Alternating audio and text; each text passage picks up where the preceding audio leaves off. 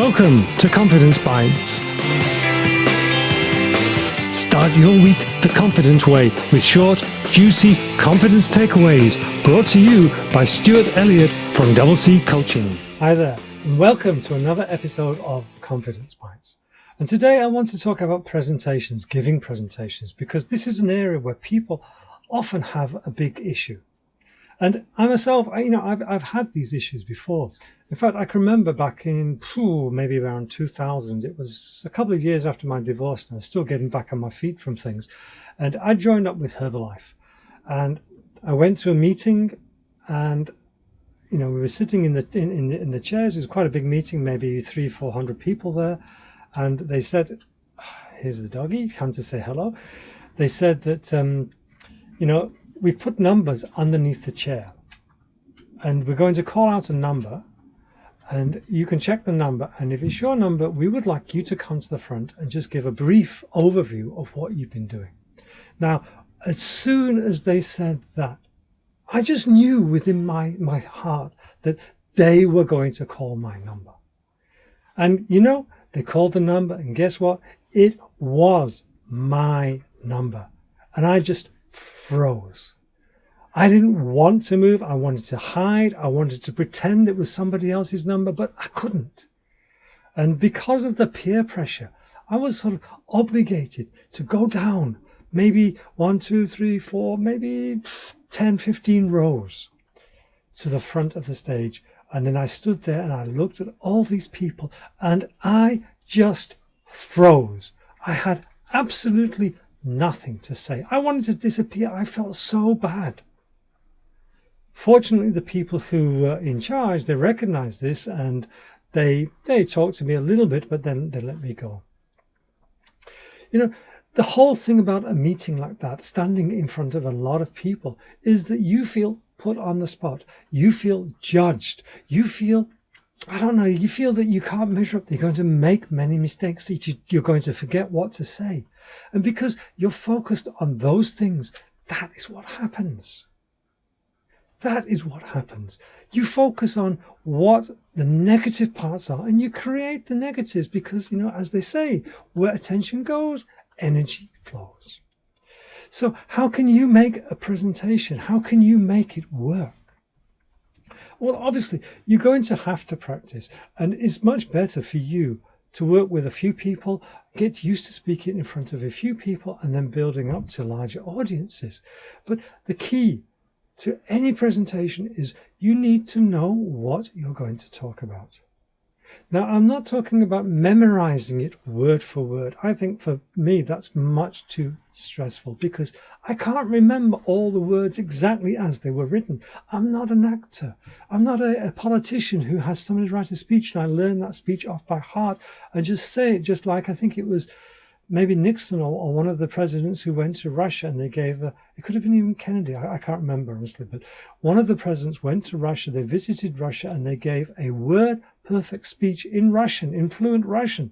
They didn't know what they were saying and they couldn't communicate, they just learned the Russian by heart. So I'm not that person, I don't think you're that person. What I like to look at is your speech is like a river on its way to the sea. Now the river goes and it can twist and turn a little bit and you don't want it to have rapids. Rapids are where you have mistakes, but it can twist and turn a little bit and then it will get to the sea in the smoothest, nicest way possible. And what you need to do is you need to have where I'm starting from, where you want to get to, and then the steps, dink, dink, dink, dink, dink, along the way. And these can be the twists and turns. And if you have should we say a PowerPoint type presentation or a keynote presentation, you can make key slides to give you as memory joggers. And you know that this part is first, and then this part comes next, and this part comes next, and that part comes next. And because that slide gives you the memory jog, then you've got the information in your mind about the topic. So you just talk about it and then you just make sure you have a nice transition into the next part, And when you're talking to the audience, talk to the people. I've seen many, especially students in China, where I've been helping them learn English. I've seen many students give presentations, and they're looking inside their head. They're just standing there, rigid, and they're going, no, no, no, no, no, and they're just talking out of their head to whoever. They've got no idea who's in the audience. They're not connected to the audience, and the audience wants a real person. The audience wants to connect with you because you're giving the speech. So how do you get them on your side? How do you do that? Well, first thing is, we have to recognize that in these situations we have the herd instinct or crowd control instinct, and they're looking to you to be their leader, to guide them on the journey that you're going to take them on. That's a power that they've given you by the very fact that you walk on that stage.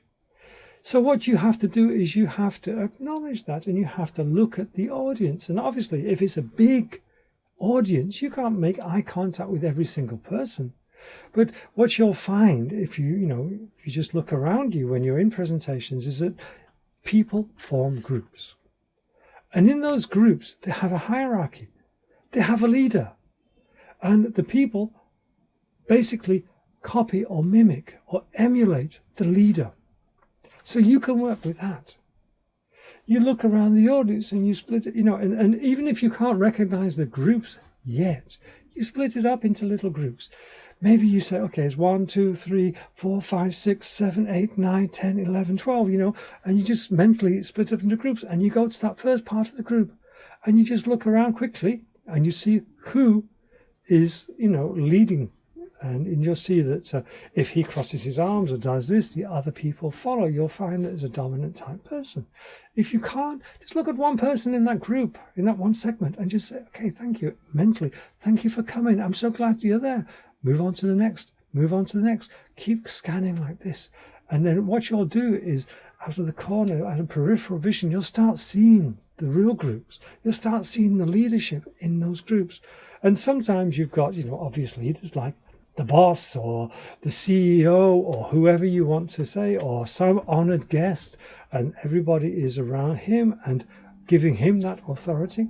So you can start recognizing these things, and then you make eye contact with the leaders. And be aware that sometimes, especially during the course of a presentation, maybe you reach a topic that, instead of Joe being, more knowledgeable about it, is Mary. And then so Mary becomes the leader for that part of the speech. And then you talk to Mary, you just look at her and you acknowledge her and you spend a few seconds with her. And you keep doing this throughout the speech, so you're becoming a human being. Now, a human being is what people want. They don't want a robot. If they wanted a robot, they might as well just have the computer there, put the PowerPoint on and press play, and then have one of the voice the pre-recorded voices just read out whatever's on the screen. They want a real person. That real person is you, okay? And they want you to be normal, to be natural. And if you make a mistake, they're happy because it takes the pressure off of them. If you're perfect, it puts pressure on them. So, say you're giving a speech and you make a mistake, and you trip over your words or something like that. Laugh about it. Don't get petrified. Don't get annoyed. Laugh about it. Make a joke out of it. It's what breaks the ice.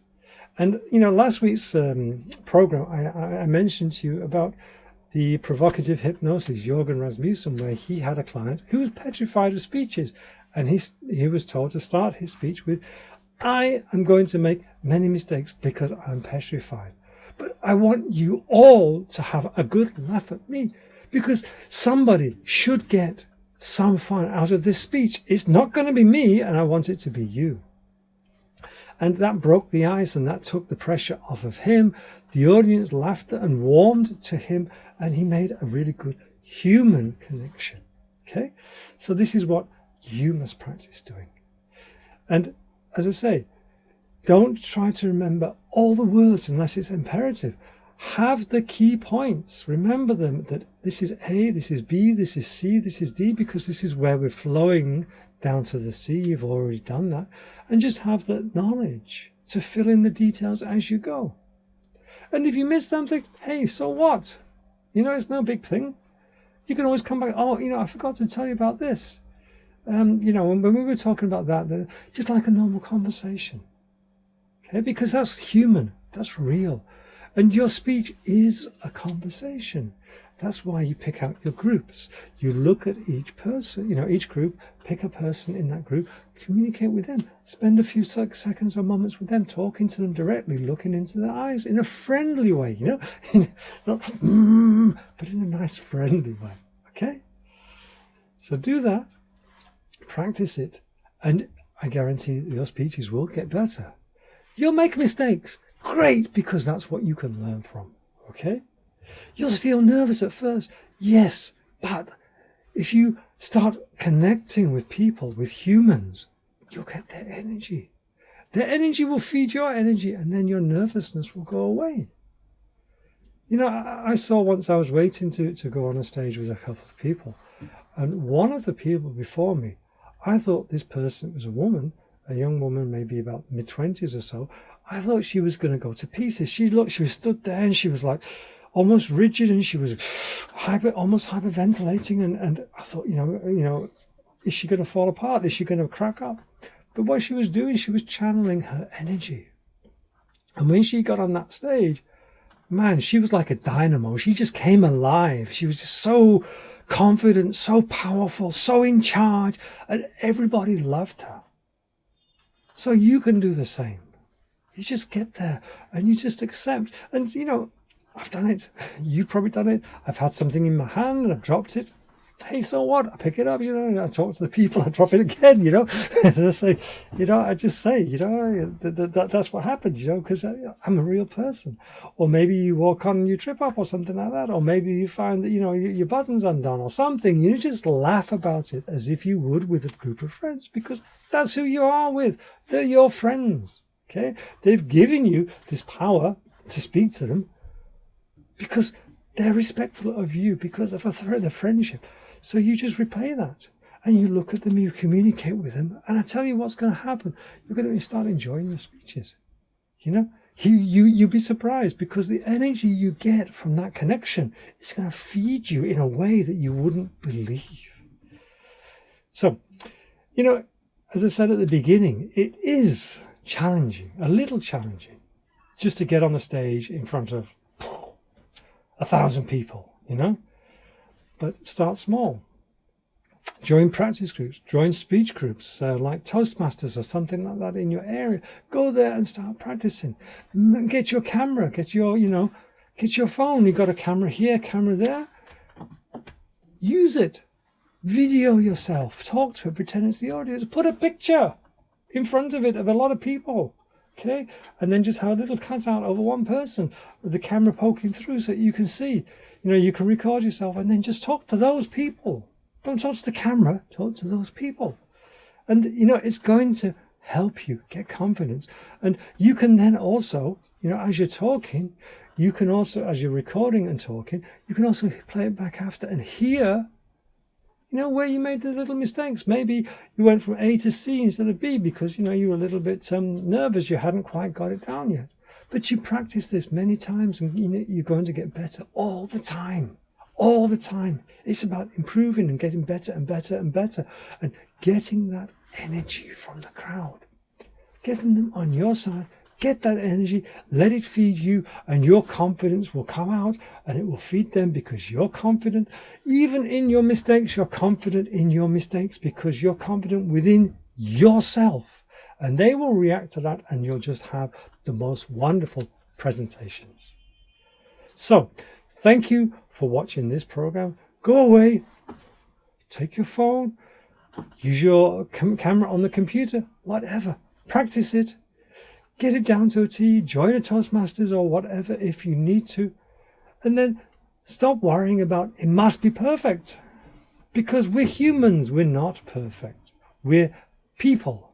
People like people. We don't like robots, we like people.